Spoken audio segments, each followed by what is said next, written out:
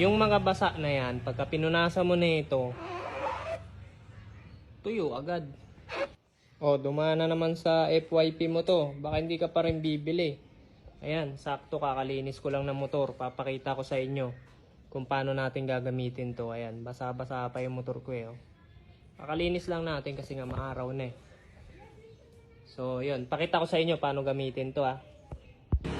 Yung mga basa na yan, pagka pinunasan mo na ito, tuyo agad. Oh, diba? Tapos pipigayin mo lang to ng onte, mawawala na yan. O, diba?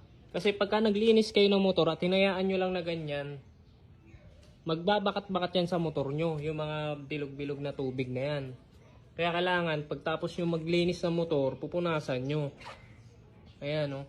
Para walang stain o yung bakat ng tubig na may iwan.